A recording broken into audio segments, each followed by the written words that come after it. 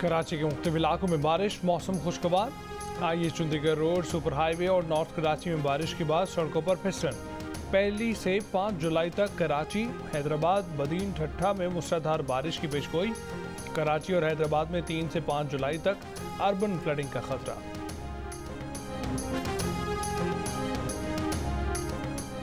कराची के इलाके गुलशन मेमार में बुध की सुबह 8 बजे से बिजली की फराहमी मौतक। इलाका मकीनों का कि इलेक्ट्रिक के दफ्तर के बाहर एहतजाज। महकमा तवानाई के दफ्तर में इजलास। सूबाई वजीर तवानाई इम्तियाज शेख बोले कि ब्लैकमेल नहीं होंगे, कि इलेक्ट्रिक का फॉरेंसिक करने का प्लान बना रहे हैं।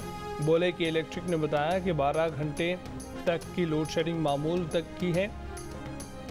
इजाफी लोड शेडिंग पर सिंध हुकूमत का खसूसी सेल देखेगा। 24 घंटे में बिजली का मामला बेहतर होगा।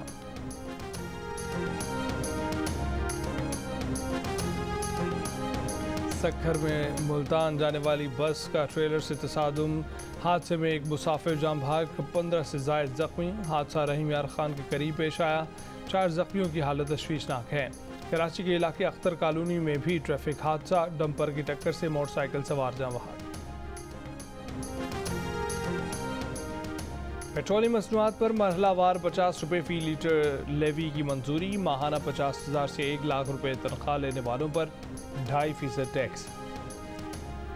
कौमी असम्बली ने तरमीम के साथ बजट और मालियाती बिल की मंजूरी दे दी। 30 करोड़ रुपये सालाना से ज़ायद आमदनी वाले 13 शोबों पर 10% सुपर टैक्स लगेगा। गाड़ियाँ बनाने और बेचने वाले, oil refining, oil marketing sector, cement sector, banking sector और सिगरेट बनाकर बेचने वालों की आमदनी पर भी सुपर टैक्स लगेगा। मोबाइल फ़ोन की दरामद पर 100 रुपये से 16,000 रुपये तक लेवी लगेगी।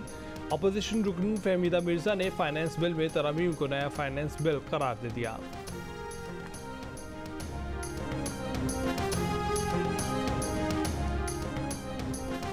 हुकूमत ने IMF के पैर पकड़े हुए हैं कि कर्ज दे दो, जितना कहेंगे महंगाई कर देंगे। आज पाकिस्तान कर्जों की किस्तें वापस नहीं कर सकता। PTI दौर में भी तो IMF था, हमने तो महंगाई रोकी। कौम पर चोर डाकू मुसल्लत करेंगे तो मुल्क अंदर से ही तबाह हो जाते हैं। इमरान खान के इत्तेहादी हुकूमत पर वार। चेयरमैन PTI का कहना है कि इस्लामाबाद परेड ग्राउंड में साबित करेंगे कि ये एक जिंदा कौम है।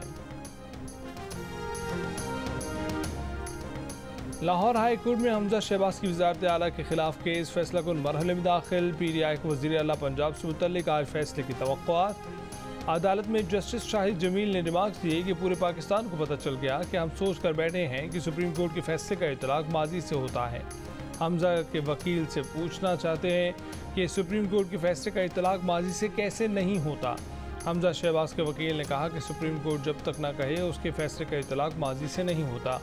PTI के वकील बैरिस्टर अली जफर का कहना था कि अदालत इस मामले पर माजी या मुस्तकबिल के नुक्ते पर ना जाए, सुप्रीम कोर्ट के फैसले पर अमल दरामद कर दिया जाए। 25 मुनहरिफ अरकान निकाल दें तो हमजा शहबाज के 172 वोट रह जाते हैं। 172 वोट वाला वज़ीर आला नहीं रहता। अदालत को वज़ीर आला को डी नोटिफाई करना होगा। अदालत ने दरख्वास्तों पर मज़ीद समाअत आज तक मुलतवी कर दी।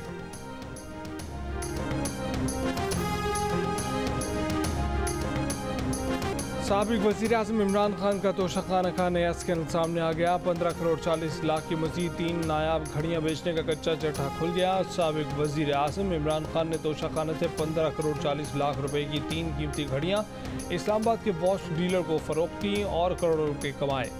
ये तीनों घड़ियाँ मशरिक़ वस्ता के आला मोअज़्ज़ज़ खलीजी जजीरे के शाही ख़ानदान के फ़र्द और उसी खलीजी जजीरे के एक मोअज़्ज़ज़ शख्स ने दी। इमरान खान ने पहले तीनों घड़ियाँ फ़रोख्त की और फिर एक एक घड़ी की मालियत का 20% सरकारी ख़जाने में जमा कराया। बज़ाहिर ये तोहफ़ तोशाखाना में कभी रखे ही नहीं गए।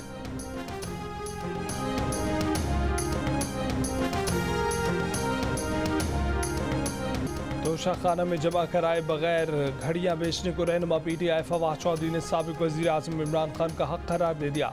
कहा कि जिसकी घड़ी है वो चाहे बेचे, फेंके, रखे या किसी को तोहफा दे। घड़ी बेचने से ज़्यादा अजीब बात है कि मुल्क का वज़ीर आज़म 16 अरब रुपए की मनी लॉन्ड्रिंग करे। रहनुमा नून लीग तला चौधरी बोले कि इमरान खान पूरे का पूरा तोशाखाना ही खा गए। दोस्त मुल्कों के दिए हुए तोहफ़े बेच कर खा जाएं तो पाकिस्तान की क्या इज्जत रह जाती है।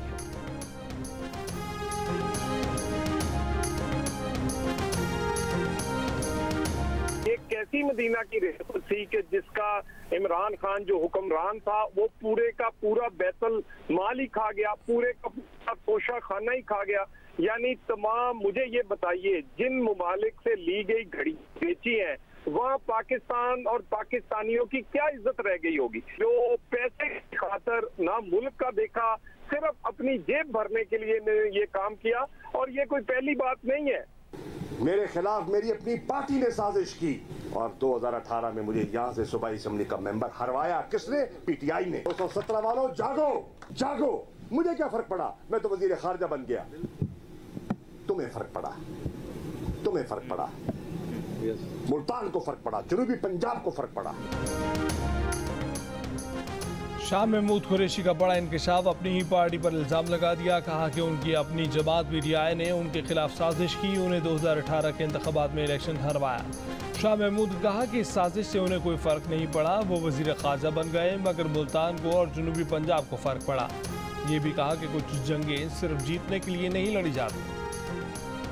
इमरान खान मुहिम चला रहे हैं कि इदारे न्यूट्रल नहीं, मुतनाज़ और टाइगर फोर्स बनकर किरदार अदा करें। उन्हें पता है कि इदारे न्यूट्रल रहेंगे तो खान साहब की पार्टी जैसी गैर जमहूरी जमातें नहीं जीत सकती। बिलावल भुट्टो कौमी असम्बली में इमरान खान पर बरस पड़े। कहा कि सिंध में इमरान खान की तरह कुछ सियासतदान हैं जिन्हें हर आमिराना दौर में खड़ा किया जाता है। ये भी इदारों के न्यूट्रल होने से परेशान हैं। बल्दियाती इंतखाब के दूसरे मरहले में भी उनकी जमानतें जब्त होंगी। लाड़काना से इलेक्शन जीतने पर धांधली का इल्ज़ाम मजाक और ड्रामेबाजी है।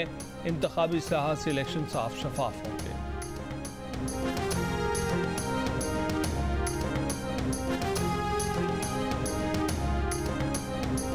मैंने अपना फैसला मियां नवाज शरीफ साहब की यानी गाइडेंस में किया है, तो इंशाल्लाह मेरा मुल्क है, मैं जाऊंगा और मैं इस जो फेक केस है इसको बिल्कुल फाइट करूंगा।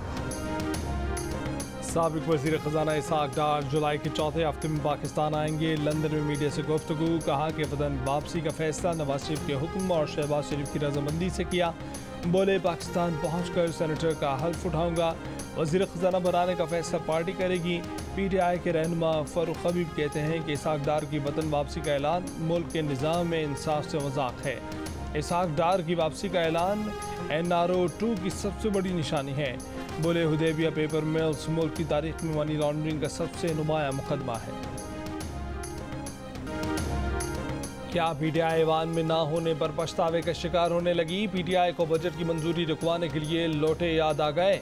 मुनहरिफ अरकान से मदद मांगते हुए रहनुमा पीटीआई फवाद चौधरी ने कहा कि पार्टी ने फैसला किया है कि असेंबली में मौजूद पीटीआई के 25 लोटों को हिदायत जारी करें कि वो बजट की मंजूरी में हुकूमत के साथ ना दें।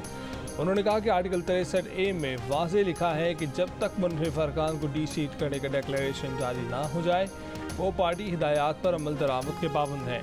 लोटों को हिदायत जारी की जा रही हैं कि बजट में हुकूमत का साथ ना दें। थोड़े दिनों पहले ही पीटीआई के सरबराह और दीगर रहनुमा मुनहरिफ अरकान के लिए कुछ मुख्तलिफ अल्फाज इस्तेमाल करते रहे हैं।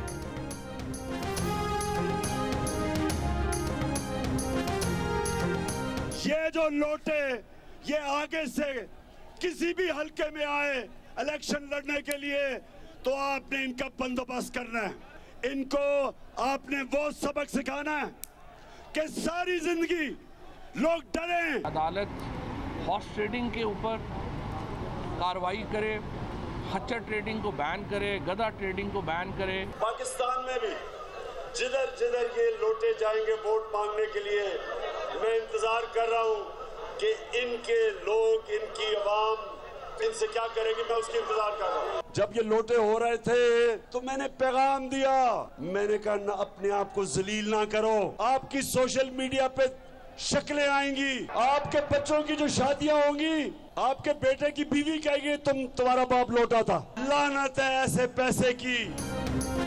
पंजाब असम्बली में 5 मखसूस नशिस्तों के नताइज जारी करने की लाहौर हाई कोर्ट की हिदायत के खिलाफ मुस्लिम लीग नून ने इंट्रा कोर्ट अपील दायर कर दी।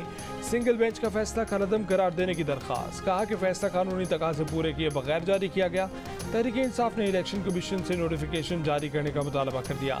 Party secretary general Asad Umar ने कहा कि इलेक्शन कमीशन और दूसरे इदारे हमजा शहबाज की हुकूमत बचाने की कोशिश कर रहे हैं।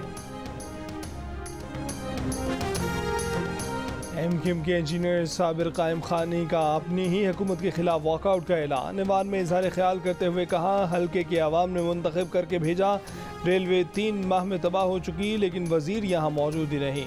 3 माह में PIA का हैदराबाद में दफ्तर बंद हो गया, सड़कें खराब हैं, इन सीटों से उन सीटों पर जाते हुए वक्त नहीं लगता। MQM के एक और MNA सलाहुद्दीन ने भी साबिर कायम खानी की हिमायत कर दी। कहा कि उनकी जमात ने हुकूमत की हिमायत की भारी कीमत अदा की। वफाकी वज़रा अयाज सादिक और मुर्तज़ा जावेद अब्बासी के साबिर कायम खानी और सलाहुद्दीन से ईवान में मुज़ाकरात।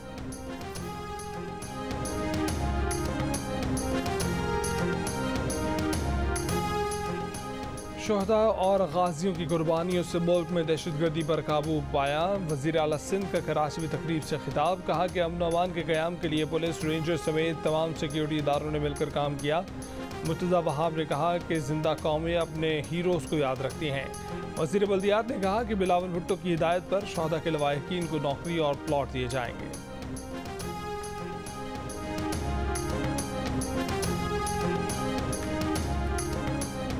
लाहौर के इलाके जौहर टाउन में नामालूम अफराद के घर में घुसकर बाप बेटी पर हमला, डंडों के वार से बाप जाँ बहक, बेटी जख्मी। शेखपुरा में 9 रोज से लापता 4 बरस की बच्ची की लाश बरामद। जमींदार की बेटी घर के बाहर खेल रही थी, नामालूम अफराद ने अगवा कर लिया था। गुजरावाला में मुलजिमान ने तशद्दुद करके नौजवान को कत्ल कर दिया। पुलिस के पहुंचने पर मुलजिमान फायरिंग करते हुए फरार।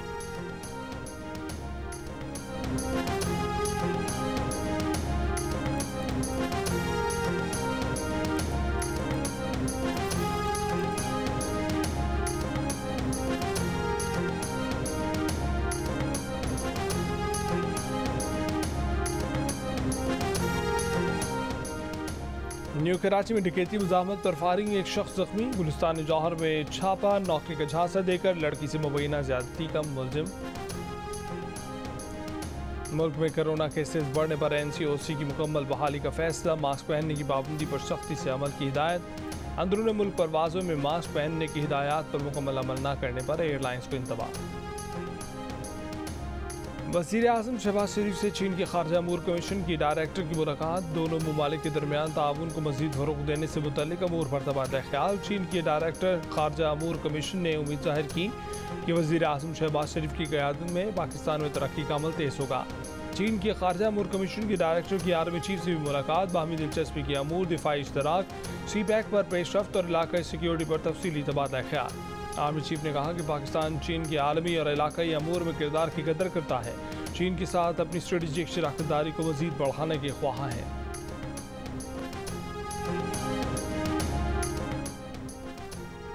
साबिक IG सिंध और मौजूदा commandant national police academy AD Khwaja in action. AD Khwaja ने रिटायर्ड SSP राव अनवार को कानूनी नोटिस भेज दिया। कहा कि उनके खिलाफ तौहीन आमेज अल्फाज इस्तेमाल किए गए जिनसे साख को नुकसान पहुंचा। उनके अहल खाना को खतरात का सामना है। राव अनवार फौरी तौर पर माफ़ी मांगे। नोटिस में 5 करोड़ रुपये हर्ज जाने का भी जिक्र है।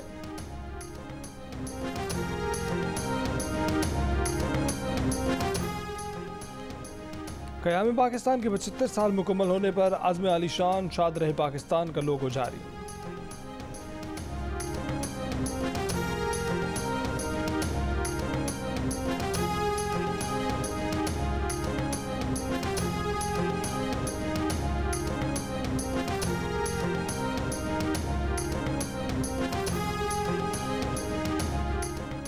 नेटो ने फिनलैंड और स्वीडन को इत्तेहाद में शमूलियत की बाज़ाब्ता दावत दे दी। नेटो का सरबराही इजलास। इत्तेहादी मुल्कों की सिक्योरिटी के लिए रूस को सबसे ज़्यादा और बराह रास्त खतरा करार दिया गया है। यूक्रेन की दिफा को जदीद बनाने के लिए मजबूत पैकेज देने का फैसला। नेटो की मुश्तरका फंडिंग में इजाफे पर इत्तफाक। सऊदी अरब में ज़िलहज का चांद नजर आ गया। हज का रुकने आज़म वकूफ़ अरफात 8 जुलाई को होगा। पाकिस्तान में ईद उल अज़हा 10 जुलाई को होगी।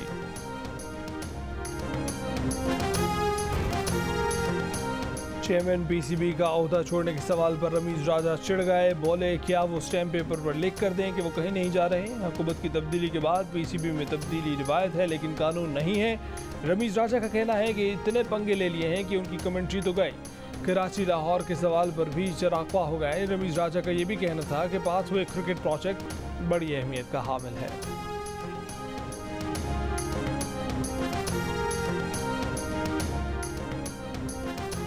विंबलडन टेनिस चैंपियनशिप में यूएस ओपन की फातेह एमा राडुकानु को दूसरे राउंड में शिकस्त। एमा को फ्रांस की कैरोलिनी गार्शिया ने 6-3 और 6-3 से हराया। मेन डबल्स में एसाम उल हक का फातेहाना आगाज। एसाम और अलेक्जेंडर की जोड़ी पहले राउंड में कामयाब। और पाकिस्तानी कोह पेमा शहरोज काशिफ नांगा पर्वत बेस कैंप पर पहुंच गए। समिट के लिए चोटी तक रोप फिक्सिंग न होने के सबब चैलेंजेस का सामना।